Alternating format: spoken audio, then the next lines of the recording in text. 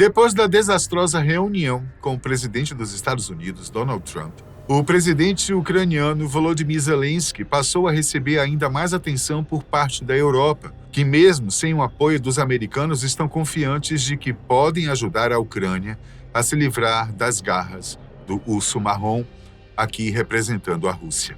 Além disso, Zelensky sonha de olhos abertos em fazer parte da OTAN, mas a coisa não é tão simples assim. Em 2 de março de 2025, portanto, dias após a reunião, Zelensky disse em uma entrevista a jornalistas do Reino Unido que ele é substituível pela OTAN. O que parece ter sido uma declaração política não é, segundo os especialistas em política internacional. Isso porque, com essas palavras, Zelensky deixou claro que seu próprio destino não significa nada em comparação ao futuro da Ucrânia. De certa forma, a declaração criou um dilema. Será que os ucranianos terão que escolher entre seu destemido líder e a segurança da OTAN? Por que um líder como Volodymyr Zelensky faria uma declaração tão incisiva em público? Simples. Porque era necessário. Suas palavras, longe de serem um desabafo impulsivo, foram uma resposta calculada a uma sequência de ataques verbais que ele vinha sofrendo nas semanas anteriores. E o autor desses ataques? Donald Trump, presidente dos Estados Unidos, acompanhado de sua base de apoiadores. Em uma série de postagens nas redes sociais, Trump menosprezou Zelensky de todas as formas possíveis. Chamou-o de comediante modestamente bem-sucedido, sugeriu que ele manipulava Joe Biden e o retratou como um líder despreparado por manter a ajuda internacional fluindo. Mas foi além. Acusou de ser um ditador sem eleições, ignorando completamente o contexto da guerra na Ucrânia e a legislação do país. Para Zelensky, essa acusação foi particularmente ofensiva. Afinal, ele tem liderado a resistência contra Vladimir Putin, um ditador, de fato, e agora vê um presidente americano que já flertou com a narrativa pró-Rússia, propagando uma versão distorcida da realidade. A ironia disso tudo é gritante. As alegações de Trump, no entanto, não resistem à verdade. A suspeição das eleições ucranianas não foi uma escolha arbitrária de Zelensky, mas uma exigência constitucional diante da lei marcial imposta após a invasão russa. Sua popularidade, ao contrário do que Trump alega, não despencou. As pesquisas indicam um índice de aprovação ao redor de 63%, muito distante dos 4% que o presidente americano disseminou.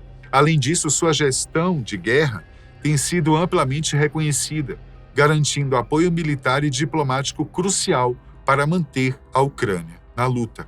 Independentemente de quão falsas ou exageradas sejam as palavras de Trump, o estrago já está feito. Seus ataques políticos minam a relação entre Ucrânia e Estados Unidos, justamente no momento em que a ajuda americana é vital para a resistência ucraniana. A questão que fica é, a quem realmente interessa enfraquecer esse laço? Segundo o Kiel Institute, os Estados Unidos destinaram impressionantes 68,4 bilhões em ajuda militar e outros 53,44 bilhões em apoio financeiro e humanitário à Ucrânia, entre fevereiro de 2022 e dezembro de 2024. Com números tão expressivos, fica claro que perder esse respaldo não seria apenas um revés para Kiev, seria um desastre capaz de mudar o curso da guerra. Paradoxalmente, foi justamente essa ajuda que desencadeou a crise entre os dois países. Com a reeleição de Trump, cresceu a incerteza sobre o futuro do apoio americano à Ucrânia. Manteria ele o fluxo de bilhões ou decidiria cortar a assistência? Trump, conhecido por sua abordagem transacional, parecia ter uma terceira opção em mente, e ela envolvia um pedaço significativo da riqueza ucraniana. Em determinado momento, surgiu uma proposta de que a Ucrânia cedesse 50% de seus recursos minerais aos Estados Unidos como forma de agradecimento pela ajuda já recebida ou, possivelmente, como condição para a continuidade desse apoio. O valor total desses recursos é estimado em mais de 26 trilhões. Zelensky, vendo os termos do acordo pendendo fortemente a favor dos Estados Unidos, rejeitou a oferta inicial. Para ele, um verdadeiro aliado não colocaria esse tipo de preço na assistência. Ainda assim, o impasse parecia estar caminhando para uma resolução quando, no final de fevereiro, Zelensky viajou a Washington, supostamente para assinar um entendimento final, mas o acordo nunca se concretizou. Antes que pudesse assinar qualquer documento, os acontecimentos tomaram um rumo inesperado. No dia 28 de fevereiro, no Salão Oval, Zelensky entrou na reunião com Trump esperando um diálogo construtivo sobre paz, economia e a continuidade da parceria estratégica. O que encontrou, no entanto, foi uma sala carregada de tensão. Inicialmente, as conversas foram protocolares, mas em pouco mais de meia hora o clima esquentou. Trump e seu vice, J.D. Vance, não pareciam dispostos a negociar em igualdade de condições. Em vez disso, Zelensky foi bombardeado com críticas severas. As promessas de apoio rapidamente se transformaram em imposições. Você está apostando com a vida de milhões de pessoas, alertou Trump, deixando claro que sua abordagem não era de parceria, mas de dominação. O objetivo não era apenas chegar a um acordo, era fazer com que Zelensky cedesse às exigências americanas, mesmo que em prejuízo da soberania ucraniana. Em meio ao embate, Trump elevou ainda mais a retórica. Você está apostando na Terceira Guerra Mundial, intensificando a tensão e deixando no ar a dúvida sobre o futuro da aliança entre os dois países. O presidente ucraniano, ao contrário de que alguns poderiam ter feito, não recuou e manteve sua posição de líder. Mesmo quando Trump aumentou o tom da voz e o acusou de estar brincando com o mundo, Zelensky permaneceu calmo, mas com um olhar firme.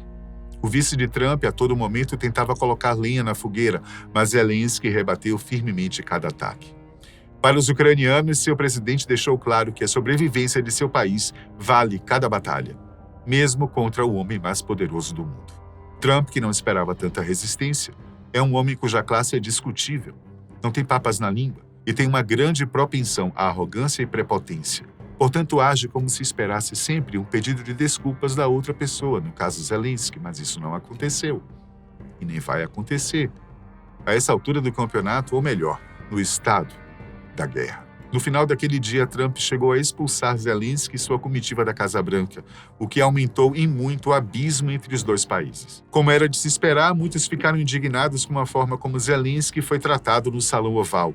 No entanto, as autoridades americanas decidiram enquadrar essa situação de maneira bem diferente. Em vez de expressar choque com o comportamento de Trump, algumas delas sugeriram que era Zelensky quem deveria ser removido do cargo. O político Lindsey Graham foi ainda mais longe. Quando perguntado se Zelensky deveria renunciar, o senador americano respondeu: ele precisa renunciar ou enviar alguém com quem possamos negociar ou então precisa mudar. Onde deveria haver o mínimo de diplomacia, não houve. Ambas as figuras de alto escalão pareciam mais interessadas em manipular o cenário político do que em apoiar a Ucrânia em seu momento de necessidade. Zelensky recusou-se a ceder aos apelos por sua renúncia. Ele deixou claro que só sairia do cargo sob seus próprios termos. E esses termos, é claro, incluíam a adesão da Ucrânia à OTAN. Zelensky não se abateu, pelo contrário. Parece ter adquirido mais coragem e determinação. Saiu dos Estados Unidos, foi para o Reino Unido, onde teve um encontro com o rei Charles III, onde era guardado até mesmo por cidadãos que, mesmo sendo britânicos, seguravam a bandeira ucraniana em sinal de apoio. Zelensky não estava e não está sozinho. O teor da reunião entre os dois não foi revelado, mas Zelensky saiu de lá como se tivesse tomado um fortificante. A defesa da adesão da Ucrânia à OTAN sempre foi um pilar da política de Volodymyr Zelensky. No entanto, após o colapso do acordo sobre os minerais, essa prioridade se tornou uma obsessão. Para ele, garantias de segurança claras e confiáveis eram essenciais para evitar que a guerra voltasse a assombrar a Ucrânia. Um tratado de paz só teria valor se impedisse definitivamente a Rússia de repetir a destruição que impôs ao país. E ele foi direto ao ponto. A solução era a entrada da Ucrânia na OTAN, e ele não hesitou em tornar isso explícito em 23 de fevereiro, poucos dias depois de Trump o rotular de ditador sem eleições. Mas foi além. Em um movimento inesperado, ofereceu sua própria renúncia em troca da adesão da Ucrânia à aliança militar. E o anúncio veio durante a conferência Ucrânia ano 2025 em Kiev, onde declarou: se for pelo bem da paz na Ucrânia, então estou pronto. Pela primeira vez, Zelensky vinculava diretamente sua permanência no governo ao futuro estratégico da Ucrânia. E essa decisão refletia sua visão singular. O país vinha antes de qualquer ambição pessoal. Para ele, o verdadeiro objetivo não era manter-se no poder, mas garantir a segurança e o futuro da Ucrânia. Poucos dias depois, em 2 de março, durante um evento em Londres, ele foi questionado novamente sobre sua possível renúncia. Sem hesitar, respondeu com 5 palavras que ressoaram pelo mundo: "Eu sou substituível pela OTAN." E sua mensagem era clara: se minha saída for o preço para garantir a segurança do país, então que seja. Ele reforçou que, caso a Ucrânia fosse aceita na aliança, consideraria sua missão cumprida. Mas a questão crucial permanece: os ucranianos aceitariam sua renúncia? Com quase 39 milhões de habitantes e um apoio popular significativo, ainda não está claro se o povo aceitaria vê-lo deixar o cargo. Zelensky reconheceu essa incerteza e, em um tom desafiador, comentou: "Substituir-me não será fácil, porque não basta apenas realizar as eleições. Vocês teriam que impedir minha participação e isso será um pouco mais difícil." Em outras palavras, renunciar estava em sua mesa, mas derrubá-lo politicamente? Os adversários vão precisar de muita sorte para isso.